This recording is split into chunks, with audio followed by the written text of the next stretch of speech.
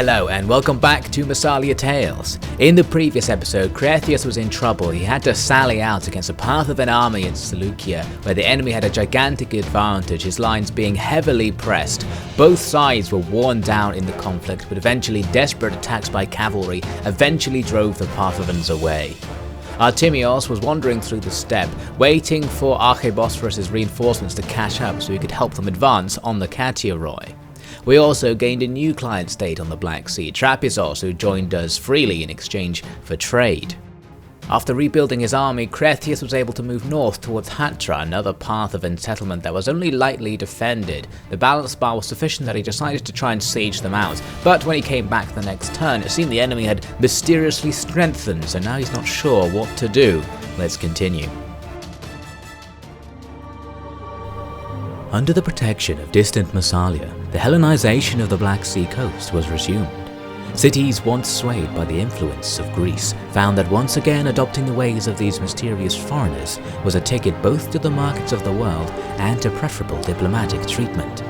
Artemios, the commander of the Black Sea expedition, was bombarded with requests for further aid from the coastal city-states, seeing how Arche Bosphorus was storming back to former glory. The offers were tempting, for a Hellenized Black Sea gave Massalia a lucrative trading market and left countless cities and kings indebted to them. But with only a small army available, he would need to make sure his ambition did not cloud his judgment. So as Cretheus continues his siege there at Hatra, we move on and get this strange deal from my old rival, the Boii. They're at war with a ton of my allies, but not actually with me, and they're offering to join the war against the Cateoroi for a very small payment. You can see there, they've been pushed right back up into Scanza, the old Gothic land, so it seems they're very much losing the war. The deal was meaningless, but I made it anyway. Now the Iceni come with the deal they keep offering me, non-aggression. This time, asking for less money than ever before. It seems every time I reject the deal, they come back with a more favourable deal, so we're going to reject it one more time and see if they continue their operation. The Cateoroi attack Artemios at their settlement here near Crimea. You can see Arche Bosphorus in the background. I was hoping Arche Bosphorus would make an attack and I would come in as an ally, but I didn't. So I just withdraw from that battle and the Cateoroi stand down. But then we get this message. The Gallaeci are attacking the Carnutes. Both of these parties are my client state. I side with the Carnutes, basically just siding with the Defendo, which seems more fair. A strange thing to be happening though, because those factions aren't even next to each other, so I'm not sure what's going on there. Anyway, Artemios repositions himself, ready for Arche Bosphorus to make an attack if they're actually going to do it.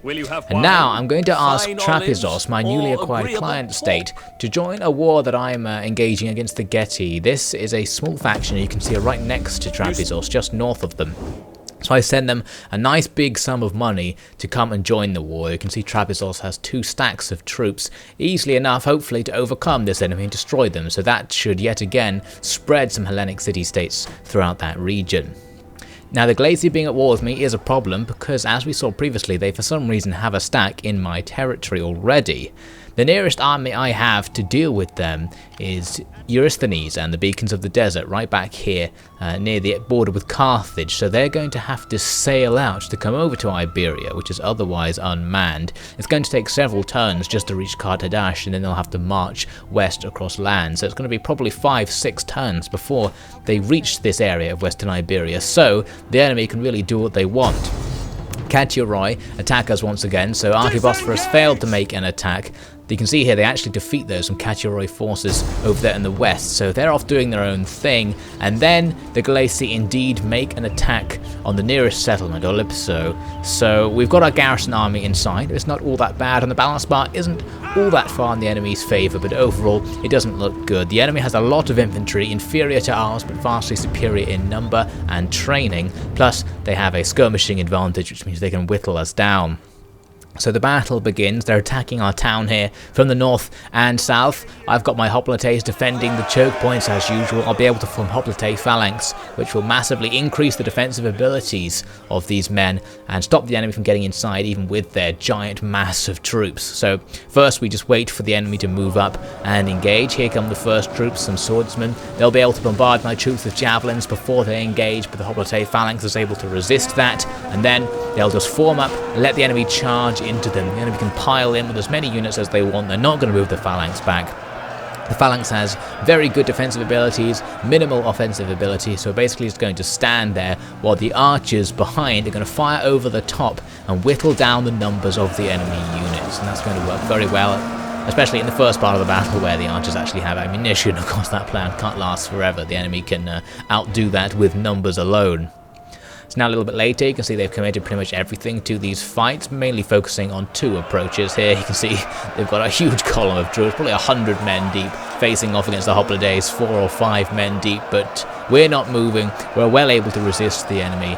Our archers have killed a good number of them, but the problem here is the enemy's general is engaging those Hoplites, and the general just has such superior stats that he's beginning to cut them down.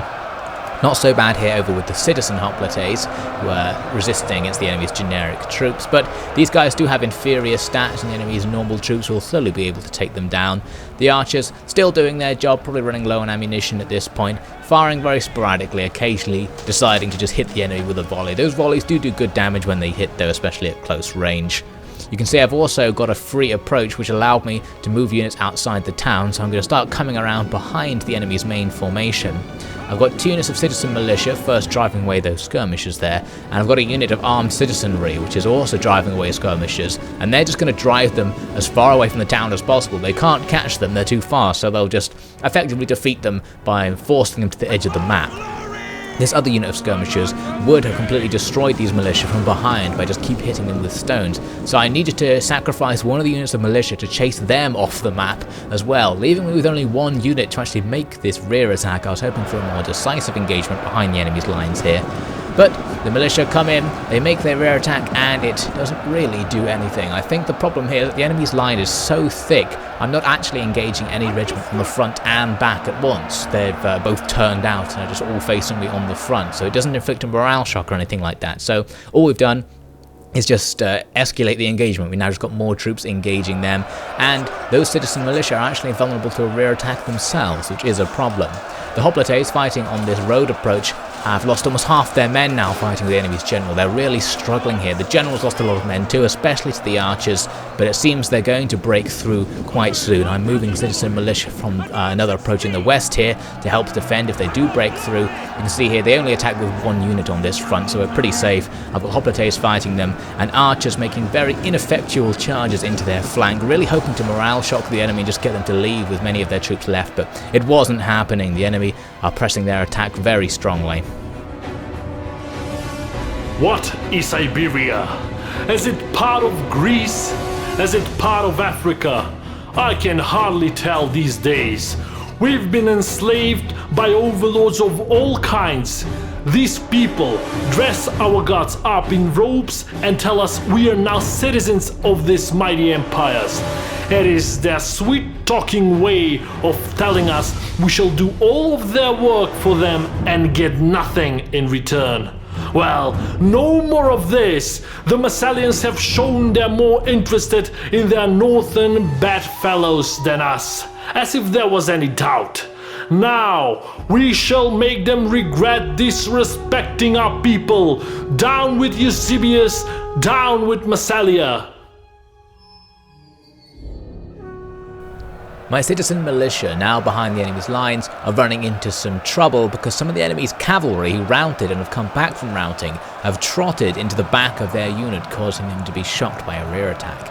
Those cavalry actually promptly leave, not wishing to engage with the spear unit, but the militia then decide to try and reform. In the process of doing so, they present their rear to the enemy's infantry and again take a rear attack, and that morale shock actually routs the entire unit, even with many of the troops alive, most of them alive in fact. So that rear attack proves to be quite disappointing overall. Those men were not utilised very well because of that morale shock, and many of them will be killed attempting to escape. At least they're providing a tiny bit of a distraction for the enemy. So that is not good at all. But on other fronts, it's a little bit better. You can see we're doing some damage to this sword unit that's attacked here in the west. I've still got my archers harassing them with their melee weapons, not doing all that much, but still better than nothing. The Hoplites are holding on against the enemy's general, more than half their men lost now. The enemy's general actually died at this part of the engagement, but his bodyguards, still very strong, can fight on against us and are going to whip their way through that unit, eventually killing them all, which is not going to help, but I do have that line right behind them, so we've got the situation stabilized. Now right out on the edge of the map you can see my mob finally caught up to the enemy slingers, and that's actually a bad thing because the enemy slingers have superior equipment and training, so when the battle actually begins, unfortunately for my men, they're going to be defeated quite quickly. I'm not sure if we actually killed any of the enemy. If we did, it was a single figures number. Basically the slingers completely demolished my entire unit there, and now the main problem is these slingers are freed up to fire at the citizen militia who are chasing the other slingers away, so those militia are going to be killed as a result of that. Back on the main fight, more of my militia suffering from an apparent rear attack, but this time it's actually routing units coming away from this road who are trying to sneak past my militia to escape the town and are bumping into them, causing them to think they're being attacked from behind. Luckily though, this unit actually held on. It didn't break from the rear attack even though it's lost tons of men. Now a little bit later, you can see I've pulled my defences back a bit, the enemy attacking from the west with reserves now ready to face my general. The hoplites here against the enemy's general are gone, the survivors escaping from the battle, so the citizen militia have joined the fight. They're not going to do as well, but the enemy are really exhausted and ground down at this point, so that'll give them somewhat of an advantage. We also managed to defeat a couple of the enemy regiments here just by sheer attrition. The enemy tried to flank attack my general, but a counter-flank from my archers actually routed their unit this time, so the archers are pretty happy by the looks of it about being able to defeat that unit, but I guess they don't necessarily realise there's about 20 more of those where that came from, so we're still not out of the fire yet. A little bit later on, you can see that citizen militia unit that was attacked in the rear earlier finally does break, but the enemy don't exploit the gap in the line. They barely even flank attack the other citizen militia unit next to it. They just kind of sit there really. So this militia unit ends up fighting about 10 other units at once. Heroic defense holding most of the enemy's army back, meaning we're doing extra damage over here on the other fronts where things aren't so bad. You see my archers attempting to flank attack these swordsmen, not really doing anything because they're inferior skills. The swordsmen will be able to hold on quite easily. This mysterious guy overwatching the fight seems pretty calm, but overall I think the situation's quite desperate for the Massalian forces. We're just going to have to wait now. We've deployed everything, and sure enough, they eventually broke through. They just had more troops and were able to grind us down, even if we did have the superior defensive formation and the hoplite phalanx on our side. So the battle ends when my general surrenders right at the end with a costly enemy victory. At least we've managed to make them pay for taking this town, but the loss of the town is going to be inconvenient and there's nothing to stop them really from moving on to attack other settlements until Eurysthenes arrives. So let's take a little look at those results. Unfortunately, we only defeated one enemy regiment completely, their general, who will immediately be replaced of course, so the enemy's full army will be replenishing after this fight, which is very disappointing. I'd hoped for at least some of their units to be defeated. Back over at Hatra, the Parthavan forces sally out against Cretheus. Thankfully the balance bar's gone back to how it was initially, where it's in our favour, but actually checking the auto-resolve, the best I can hope for is a Pyrrhic victory with more than half my forces lost, which is very disappointing considering that balance bar, so perhaps the one where the enemy had the advantage was the real balance of power, but overall I think I've seen a battle of this sort before, so I'm expecting Cretheus to find an easy victory, but we're going to have to do it ourselves down on the field. For this battle, I'm going to start with my entire army hidden in this forest here. I'm going to move it slightly uphill along the forest to slightly improve the direction of attack the enemy is going to get. Improve it for me, that is, so they'll be coming less downhill into the pike phalanx. I've got plenty of cavalry as well, all hidden in a separate forest, but unfortunately for me, the enemy are going to start looking for me right away, sending forward their horse archers to go out right into the centre of the battlefield, and they quickly found my cavalry who had to get out the way. So the horse archers have again been annoying, and they're going to continue to be annoying for the rest of the battle. My ballista in the main formation now starts firing in the direction of the enemy, which is going to reveal that I'm in this forest and hopefully draw the enemy into my pike phalanx and have these trees protect me from their missile fire. There isn't any rush. In fact, it would be best if you contrived some delays. Those Iberian towns are all deeply in Eusebius's pockets. If you let them fall, they will see how little his promise of protection meant. Then, when you arrive, make it clear that it is I who is truly interested in protecting the peace of Iberia. You may then proceed to wipe out any troops they still have control of and retake those lands in my name. Then push on and secure the Gallaeci settlements and, most importantly, anything they have also secured from Carthage. I can't stress enough the importance of letting them take Carthage's colonies. It will free you up to liberate them on my behalf. I will send word to Eutychus and the heralds to come to your aid in this. The enemy horse archers proceed to come and terrorize my flanks with fire from a hidden position there, but we can still see them and I'm going to use my archers to try and fire back. Currently they're doing the old glitch out maneuver of running away from their target, but they'll start firing soon enough. My cavalry ran right across the face of the army, drawing attention from the enemy's horse archers on the other flank, but they're going to be drawn sufficiently close to my army now that I can engage them with my archers already in position to fire at them. They're going to fire back, of course, focusing on my very tight formation here, where I've actually got archers and the pike phalanx and even some of the pelters kind of squashed together here. It's not a particularly good formation for receiving missile fire, but we're going to sort that out shortly, and of course we're going to be firing back and inflicting casualties. Here in the centre I've got an archer unit actually properly set up, firing right at the horse archers, and over time those foot archers will deal with them and take them out. In the meantime, the enemy's infantry, now aware of where my main line is going to begin its attack, focusing on the right flank. I'm getting my archers out of the way, struggling through the formation, which is also taking fire from the enemy's archers, as the enemy's main infantry line comes in. As usual, we've got pelters who'll throw javelins over the top, and even once the enemy engaged, they'll keep throwing, and that's going to inflict massive damage on these units. They do have a slight downhill charge against the pike phalanx, but the pike phalanx is going to be easily able to hold because the enemy doesn't have sufficient strength, speed or numbers to actually break through that formation. The main pressure point is on the far right, where my thorax hoplites are being surrounded on their right flank. But they're fighting against inferior units, so it's unlikely they'll be defeated. In the meantime, I can employ my gigantic cavalry advantage. We've got some armed militia here, some townspeople fighting with some of my cavalry, which isn't going to go well for them. And they've got all their archers bunched together here on their left, firing towards my right, interestingly. But behind them, you can see I've kited off a whole bunch of the enemy's melee units, brought them right to the back of the battlefield, and then I can just dodge past them and run straight for the enemy's archers without having to worry about those spears back there. So now those archers are in trouble. They scatter as the cavalry advance, not going to be enough, the cavalry even advancing downhill for added momentum. These cavalry missing pretty much in their charge. A few of them managed to actually get into the enemy's formation and start doing damage, importantly locking them into melee where they'll definitely lose their morale, breaking very quickly in these cases because they're only inferior militia archers. Some of the enemy's infantry now falling back as well, and as they rout, the dogs are released, and you can see the power of these dogs completely demolishing the unit from behind here. They are definitely not going to be coming back from routing anytime soon. They've still got all those units I kited off, who are now coming back to rejoin the battle, but at this point the battle is pretty much cleared up. You can see another cavalry attack on the enemy's general unit, which is only a local spear unit, breaks it up, and they're going to be out of there.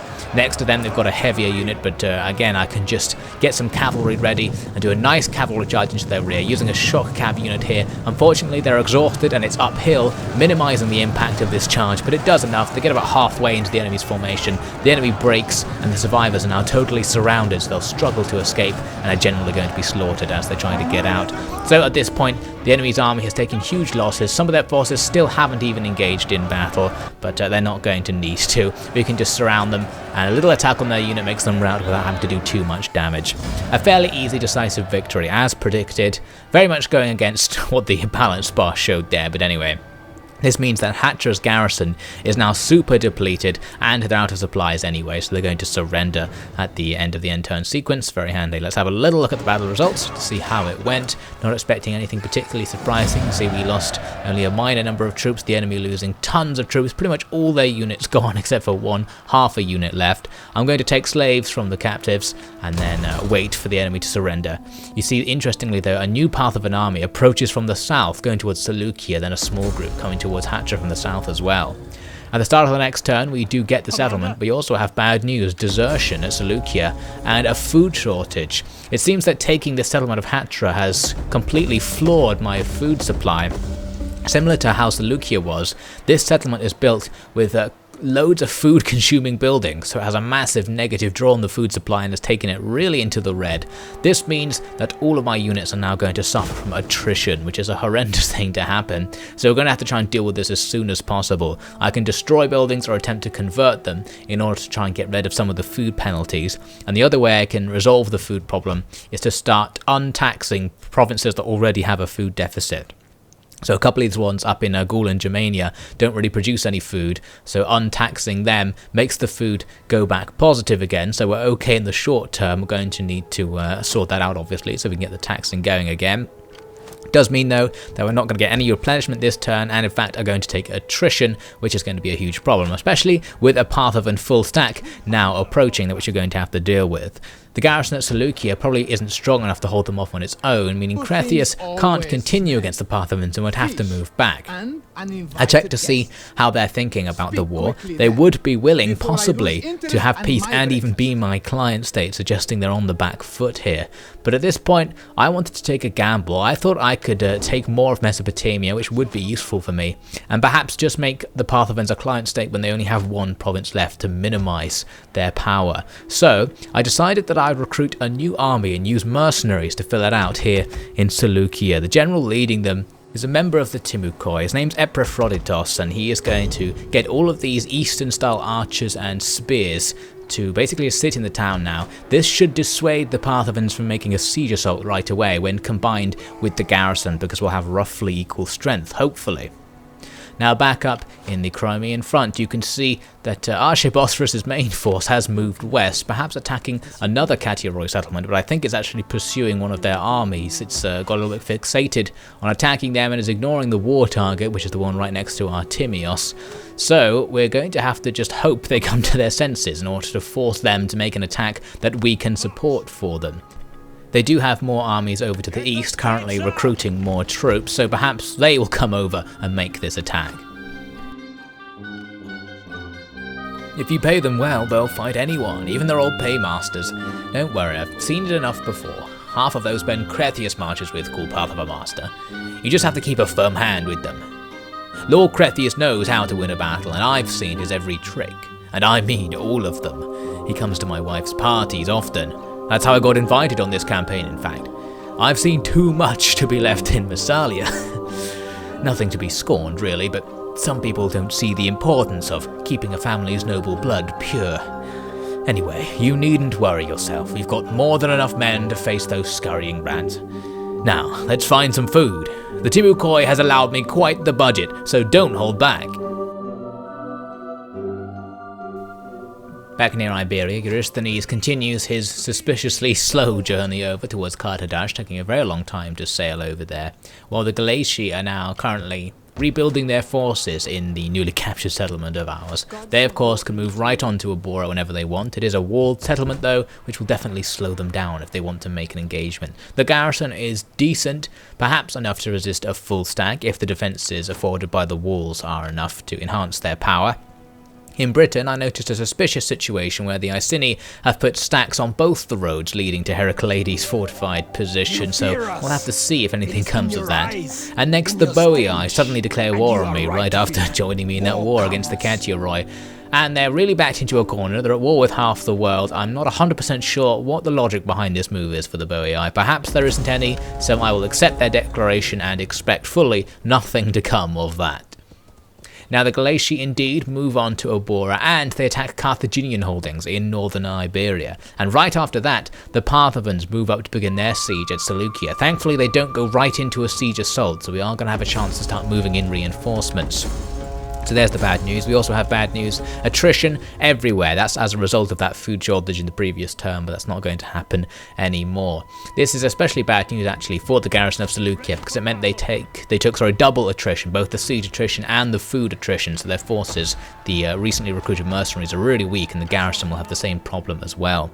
So Cretheus is going to have to avoid the tempting offer of moving north to take that undefended Parthavan settlement and come back to help in this battle, otherwise the Parthavans might be able to gain a decisive advantage and take back Seleucia. First, they had this fortified tiny army on the bridge that Cretheus would need to cross. They actually stood and fought as his army advanced, so perhaps they had some particularly strict orders not to move from that position. It was a terrible idea. They're completely overrun, of course. And we're going to kill the captives to keep things moving quickly. And next turn, Cretheus will be in range of the Parthavan army. He's not quite in reinforcement range of the city right now, so if they attack during the end turn sequence, perhaps having built a siege engine, then that could still be a very dangerous situation. But if they don't, Cretheus will come in and that will turn the tide entirely. There's that Gallaeci holding taken from the Carthaginians. It actually, from its position, threatens my holdings in southern Gaul, so I needed to make some moves to either stop them from coming to my territory or exploit the fact I can now attack former Carthaginian lands. I'm going to use Eustochus for this. This guy took over as the general of the Heralds of Massalia from Bendis a long time ago, and Bendis was almost assassinated by the council. Ever since, Bendis has not had an army, but now he is the general of the Claws of the Peak, the former force of Gelon. So Eustochus is going to bring his forces over, and soon he'll be in a place to attack. Right now, though, the focus is back in Iberia, where the Gallaeci are conducting their siege. They didn't attack right away, meaning they seem to not think they have an advantage. They're going to try and reduce our strength or build siege engines. This could allow time for Eurysthenes to come in and reinforce. He's got a pretty long way to go, so he'll need to wait a couple of turns, but it's possible he'll come and join the battle. Back over in the steppe, Arche Bosphorus has now moved a force out towards our war target, so there's a big chance they'll actually make their attack next turn, meaning Artemios can once again prepare his forces in reinforcement range to join the battle. Hopefully the Daemons of Polymus taking part in the fight will allow us to overwhelm the defenders and take it, even though Arche Bosphorus haven't brought all that many forces.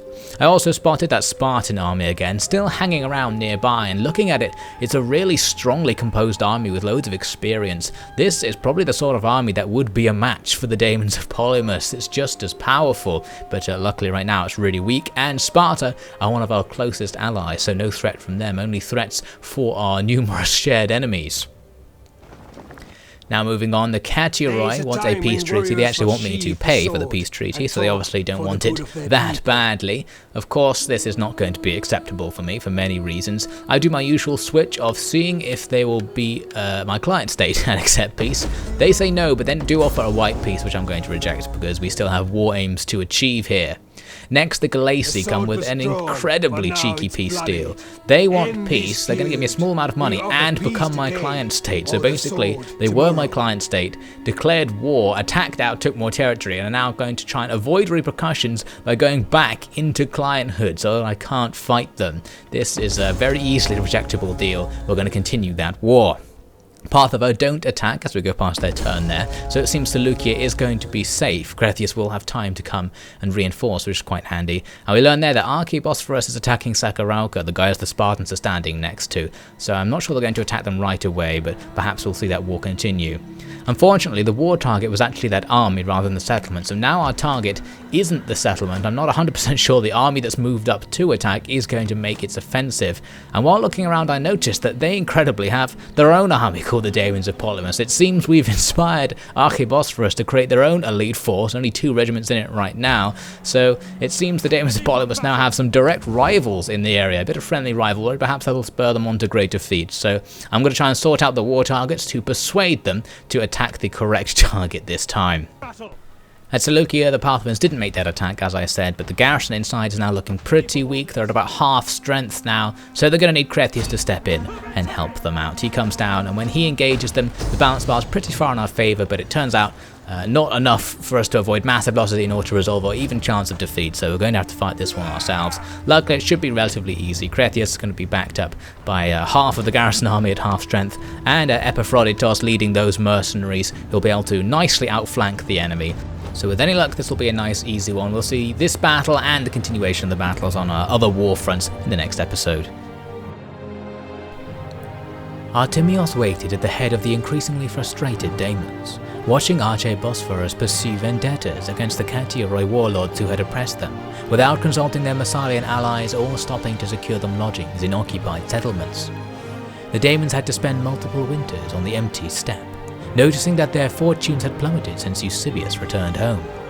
The men under Cretheus, many returning to service from wounds taken during the battle to enter Mesopotamia, were more hopeful that riches and renown were coming, seeing the fall of Parthavan approach, vindicating the faith they had placed in their commander. Just as Cretheus had planned, he was now the talk of Massalia.